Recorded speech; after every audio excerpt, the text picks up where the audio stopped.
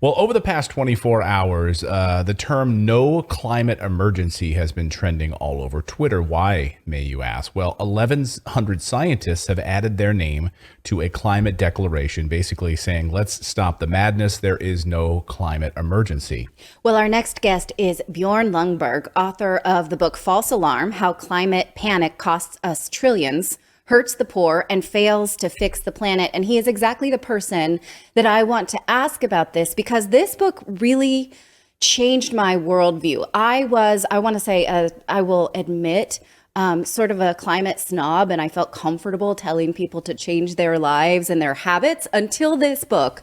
And so I want to ask, I'm so glad to talk to you. I'm thrilled to meet you. Thank you for joining us. Can you first sort of respond to this message and how it's really riling people up emotionally? So, look, and thanks a lot for being on the show. So, my sense on this is really, yes, there is no climate emergency. There's a real problem with climate, but the way that we're being told this is the end of the world, and look, we do that with a lot of things. News has a tendency to just focus on bad stories, but there's also a preponderance of focus on things that could potentially be really scary, and then later on, oh, we found out it wasn't. And it often neglects that we are very, very good at adapting and very good at dealing with problems. And so we're being scared witless for very little reason. Let me just give you one, I think, kind of scary statistic. So the OECD did a new survey of all the OECD and also some non-OECD countries. So basically the rich world. And what they found was, on average, in the rich world, 60% of all people believe that global warming will likely lead to the end of mankind. That's Wow. just astounding. And Yes. remember, if you actually read the UN climate panel reports, which I don't recommend, they're very long and somewhat boring. But if you read them, there is no mention of this.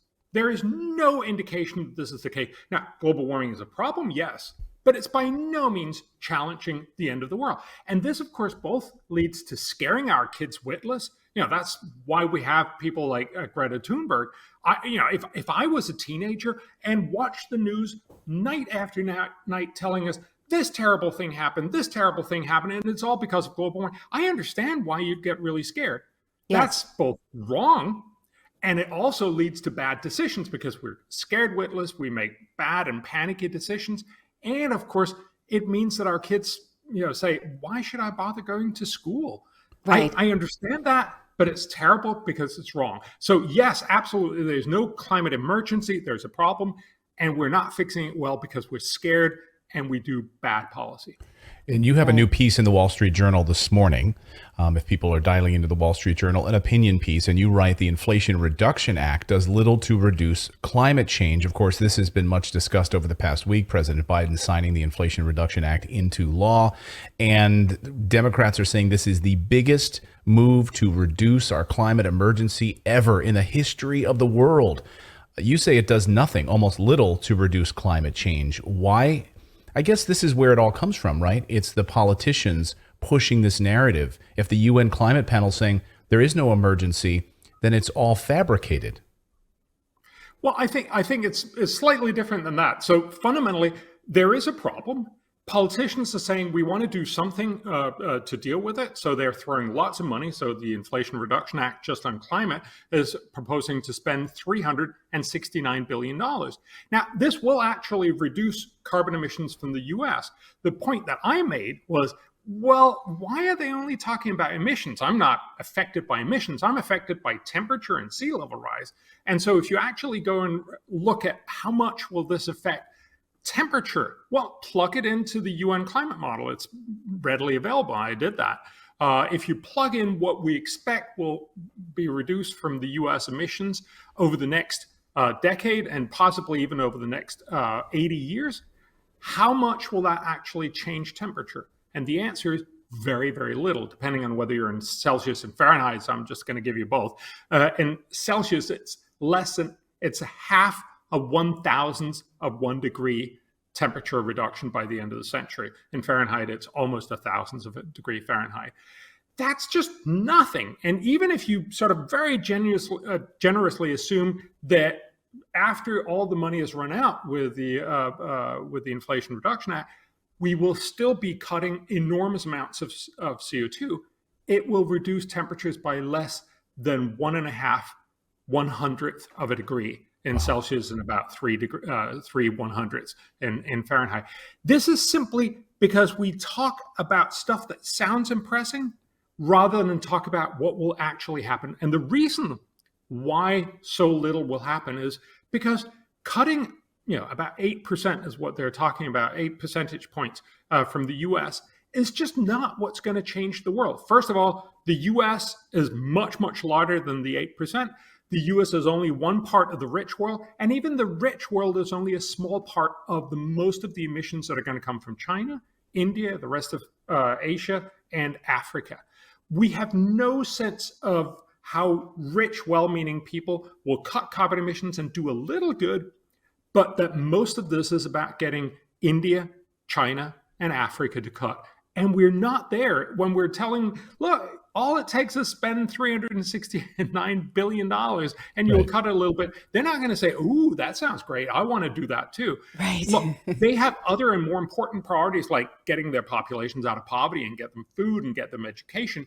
So not surprisingly, we're only going to fix climate when we make green energy so cheap everyone will want it. Remember what the US did.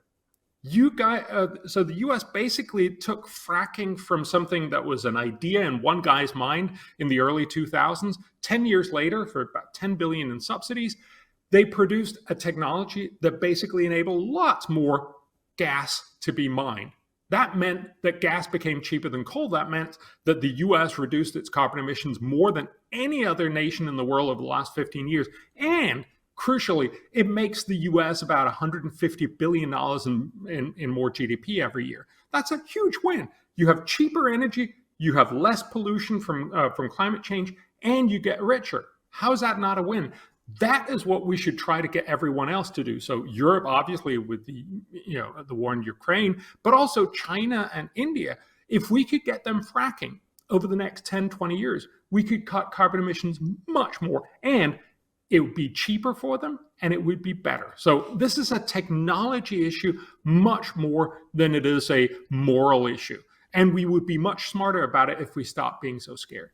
But fracking has such a bad reputation. We have celebrities such as the Incredible Hulk. He's very anti-fracking. Mark Ruffalo. Mark Ruffalo, right? Talking about how it harms people.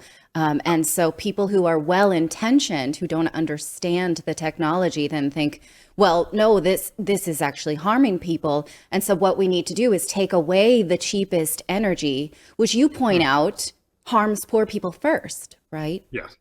So there's two things to this. Look, any energy technology has downsides. So remember, coal pollutes a lot. It probably kills more than 500,000 people every year. It's not like our existing energy technologies are great.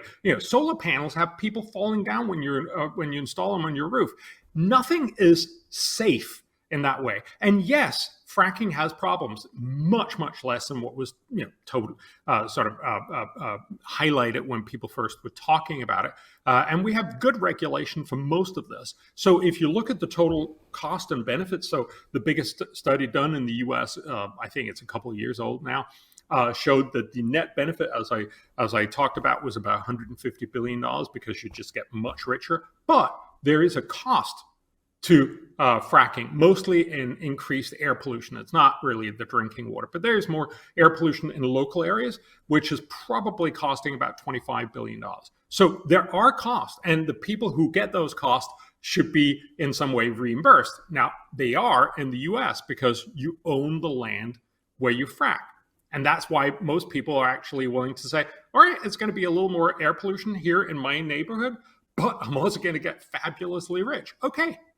Right. So you make that decision, but we haven't in Europe because you don't own the underground. So what you basically have is a situation where someone will come in and frack, they'll make a lot of money, but you'll just be left with the air pollution. I get why most people don't want that. And so we have a systemic problem, which you could rectify through legislation. This is not a wicked problem.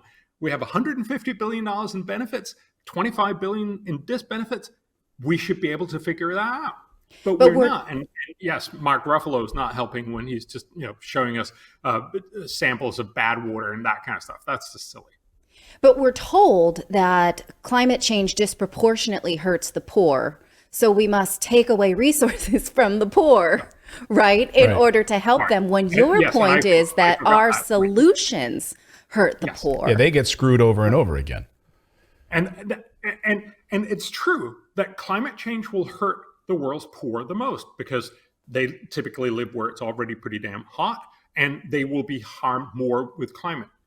That's often, as you say, used as an argument to say, so we should help them by cutting carbon emissions.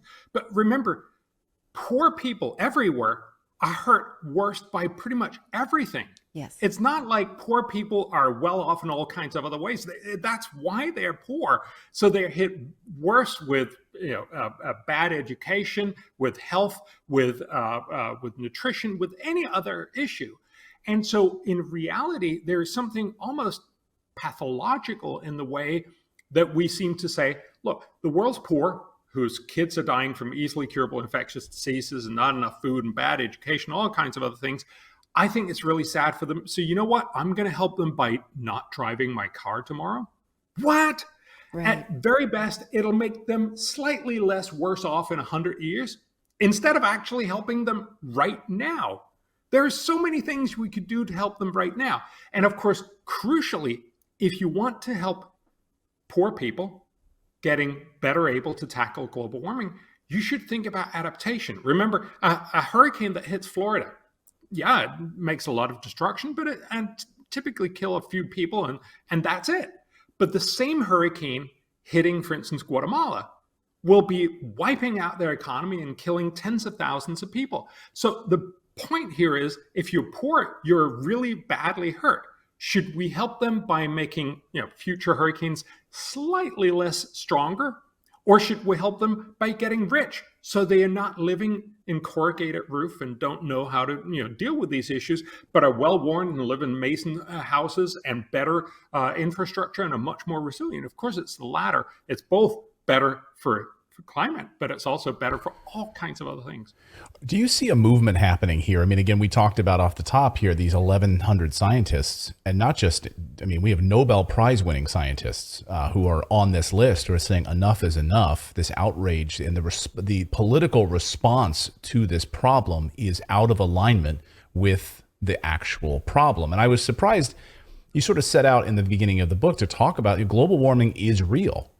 But the way that the politicians, of course, are framing it is not, and it's unreasonable to think that the world is going to end in. So we only have what I guess, according to them, we only have like 12 years left, and then we're done. We're totally done, right? We have to hit these climate targets. We've heard John Kerry talk about this as he flies around in his jet, that we only have 12 years left. So I was surprised by that you talk about global warming is real. I didn't think that you would go there. So talk about that aspect of it. How is global warming real? What should we be concerned about? And maybe what are some of the policies we could put in place to actually fix that problem? Yes. So I'm a social scientist, so I'm mostly focused on the cost and benefits of our different solutions. So I simply, take what a lot and literally thousands of climate scientists and other scientists are telling us. Yes, global warming is real. Fundamentally, if you put more CO2 into the atmosphere, which typically comes from burning fossil fuels, you will create an extra slight blanket around the world that will simply insulate us a little more. Now, this has been incredibly good. If we didn't have this, the world would be freezing cold. So we should be happy about this, but we're adding a little more, and that will be a problem. For this very, very simple reason, that all of our societies are built to what our historical temperature was, or historical situations from all kinds of weather. So, imagine Miami and imagine Boston. Miami, semi-tropical weather, Boston freezing cold in the winter, Yes. right? Or, here in Europe, Correct. it'd be sort of Athens and Helsinki. Both cities are pretty well adjusted to their current conditions. If you made those conditions different, either if it became warmer or if it became colder, both would have to spend money on adapting. That's really the basic point. if you change the world's climate, it's not like there's an optimal climate out there and we're somehow magically there 100 years ago and now we're screwing it up. It's more that we have adapted our world to what it used to be. If that temperature and other things change, that will be costly no matter what we do. It's not going to be phenomenally costly, but it will be costly. So remember, for instance, as temperatures rise, you're going to see more heat waves, and you're also going to see fewer cold waves. This matter because many, many more people die from cold than from heat. So actually, over the last 20 years, we've seen fewer people die in total, contrary to what you hear in the news. But it's still a problem that more people will die from heat. But there's a very simple solution. That was what you asked me. What are the solutions? Air conditioning. It's not rocket science. Our guest has been Bjorn Lomborg. He's the author of the book False Alarm: How Climate Change Panic Costs Us Trillions, Hurts the Poor, and Fails to Fix the Planet. Excellent book. We've thoroughly enjoyed it. It's changed lives. Hopefully it'll change a lot more lives. It's made me as well. like 5,000% less obnoxious. So that is helpful. That's a win. That is an absolute That's a win. weird statistic, actually. That should be on the book jacket. It's made my wife 5,000% less. Yeah, that's what we're going to put on I that. still have a long way to go. I can be pretty obnoxious. Bjorn, thank you so much for joining us here on Redacted. Keep up the great work.